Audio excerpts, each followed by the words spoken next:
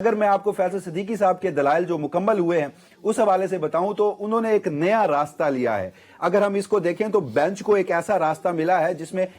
بظاہر میری نظر میں یہ تمام فریقین کے لیے ون ون سچویشن ہو سکتی ہے، کیونکہ انہوں نے انٹائرلی الگ دلائل اپنے دیے ہیں جو باقی کے درخواست گزار تھے اس کیس میں اس سے الگ. جو فیصل صدیقی صاحب ہے انہوں نے یہ موقف اپنایا ہے کہ بینچ آرمی ایکٹ کی شکیں بحال کر کے بھی جو ٹرائل ہے وہ کالعدم قرار دے سکتا ہے، کیونکہ اس سے قبل جتنے بھی وکلا آئے تھے وہ اس بات پہ منحصر تھے کہ آرمی ایکٹ کی یہ شکیں کسی صورت بحال نہیں ہونی چاہیے. چونکہ 23 اکتوبر 2023 کا سپریم کورٹ کا 5 رکنی بینچ کا جو فیصلہ تھا اس میں نہ صرف ان 105 لوگوں کے ٹرائل کو کالعدم قرار دیا گیا تھا بلکہ مستقبل کے لیے اس کا راستہ ہمیشہ کے لیے صورت میں بند کر دیا گیا تھا کہ وہ آرمی ایکٹ کی وہ شکیں جن کے تحت یہ سویلینز کو ٹرائل کیا جاتا ہے ان کو بھی کالعدم قرار دیا گیا تھا. تو جو یہاں پر فیصل صدیقی ہے انہوں نے کہا کہ آپ ان شکوں کو بحال کر کے ان کی تشریح اس طرح سے کر لیجئے کہ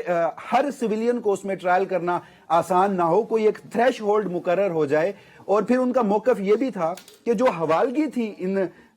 ملزمان کی جب یہ عام فوجداری عدالتوں سے ملٹری کورٹس کی طرف گئے تو ان کی حوالگی تب تک نہیں ہو سکتی جب تک ایک مجسٹریٹ جو عام فوجداری عدالتوں میں بیٹھتا ہے وہ ان کے اوپر چارج فریم نہ کر دے. انہوں نے جو طریقہ کار بتایا انہوں نے کہا کہ اس کیس میں یہ ہے کہ کمانڈنگ آفیسر جو ہے وہ پاک فوج سے تعلق رکھتا تھا، اس نے ایک ریٹن اپلیکیشن دی ہے اور مجسٹریٹ یا پھر وہ جو ATC کا جج تھا اس نے بغیر چارج فریم کیے، بغیر پولیس کی تحقیقات کے، بغیر کسی شہادت کے جو سیویلینز ہیں ان کو ملٹری کسٹڈی میں دے دیا. پھر انہوں نے جسٹس منیب اختر کا فیصلہ جس کے خلاف یہ اپیل ہے اس کو کوٹ کرتے ہوئے کہا کہ جسٹس منیب اختر نے اپنے فیصلے میں یہ لکھا تھا کہ چونکہ ہم شکیں تو کالعدم قرار دے رہے ہیں لیکن آپ اگر شکیں کالعدم قرار نہ بھی دیں تو بھی جو ملزمان کی حوالگی کے فیصلے ہیں ان میں وجوہات نہیں ہیں، وہ تمام فیصلے جو ہیں وہ غیر قانونی ہیں. لہٰذا فیصل صدیقی صاحب کی یہ جو آبزرویشن تھی اس سے ان کا ایک تاثر یہ بھی ملتا ہے. اچھا وسیم ایک پلیز اس پہ ذرا بڑا امپورٹنٹ نقطہ آپ نے دیا ہے اور انفارچونیٹلی کسی بھی نیوز ایجنسی نے اس کو رپورٹ نہیں کیا. میں یہ جاننا چاہوں گا کہ جب آرمی ایکٹ کی شکوں کا حوالہ دیا فیصل صدیقی صاحب نے، بینچ کا اس پہ کوئی رسپانس آیا کسی آنریبل جسٹس صاحب کا؟ دیکھیے جب یہ موقف رکھ رہے تھے کہ اس کے لیے ایک تفتیش کی ضرورت ہے، یہ نہ ہو کہ کمانڈنگ آفیسر آئے اور وہ ایک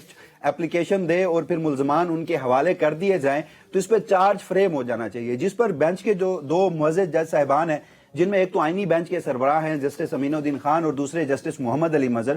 ان کی یہ آبزرویشنز تھیں. انہوں نے کہا کہ جب FIR میں آرمی ایکٹ کی کوئی شک یا آفیشیل سیکرٹ ایکٹ کی کوئی شک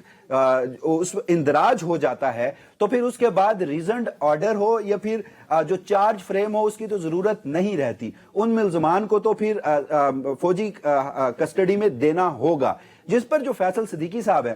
ان کی جانب سے پھر جو دلائل دیے گئے ان سے تاثر یہ ملا کہ اب اگر آپ آرمی ایکٹ کی ان سیکشنز کو بھی بحال کر دیتے ہیں اور ان 105 لوگوں کے ٹرائل کو بھی کالعدم قرار دے دیتے ہیں تو اس سے یہ ہوگا کہ آپ کو تشریح اس طرح سے کرنی پڑے گی کہ آپ اپنے فیصلے میں لکھیں گے کہ یہ پاسٹ اینڈ کلوز ٹرانزیکشن ہے. ان 105 لوگوں کے جو ٹرائل ہیں وہ اب اس کو نہیں چھیڑا جائے گا چونکہ ان میں سزائیں بھی ہو چکی ہیں اور جو 66 ملزمان اس وقت ہیں وہ جیلوں میں موجود ہیں. 20 کو پہلے مرحلے میں رہا کر دیا گیا تھا، رہا تو بری نہیں کیا گیا تھا لیکن ان کو معافی دی گئی تھی، اور دوسرے مرحلے میں 19 لوگوں کو معافی دے دی گئی تھی. تو اس سے سچویشن یہ ہوگی کہ سچویشن 9 مئی سے پہلے کی ہو جائے گی، یعنی ان 105 ٹرائلز کو تو اس میں آپ یوں کہہ لیجئے کہ ایک طرح سے تحفظ مل جائے گا چونکہ اب یہ پاسٹ اینڈ کلوز ٹرانزیکشن ہوگی. جس پر یار بغیر قانونی زبان میں اس کو چونکہ عام آدمی کی سمجھ میں اس طرح تو نہیں آتا، مجھے اپنے بھی نہیں. مجھے تو فیصل صدیقی صاحب کے دلائل سے کچھ یوں محسوس ہوا ہے،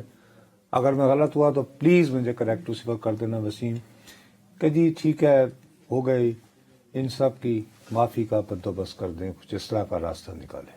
دیکھیے ان سب کی معافی کی حد تک تو وہ بھی نہیں گئے، وہ کہہ رہے ہیں کہ آپ شکیں بحال کر دیں، تشریح ایسی کر دیں کہ مستقبل میں یہ ٹرائل تھوڑا مشکل ہو جائے، جب حوالگی ہو تو مجسٹریٹ کو ایک ریزنڈ آرڈر دینا ہو. اور اب چونکہ ان 105 لوگوں کے معاملے پہ ٹرائل بہت پہلے ہو چکا ہے، कुछ लोग सजा मुकम्मल कर चुके हैं, कुछ लोग अपनी सजा पा रहे हैं। तो अगर आपने इन 105 लोगों के ट्रायल को भी महफूज ना किया, उसको कोई पास एंड क्लोज ट्रांजैक्शन डिक्लेयर ना किया, तो फिर उनकी जब आम अदालत में ट्रायल होगा तो वो फिर तो शुरू से होगा। तो ये जो 2 साल से ये लोग फौजी अदालतों की हिरासत और फिर सजा पाने के मरहले में, फिर तो वसीम यही बात बनती है ना कि इससे आगे बढ़ा जाए, किसी ने इस तरह को रास्ता निकाले कि ये फैसल सिद्दीकी साहब का पॉइंट ठीक है, वसीम भी यही हवाला दे रहे हैं कि अगर उसको कालादम करार दे दिया जाता है, नुसरत जावेद एक ट्रायल से गुजरा है,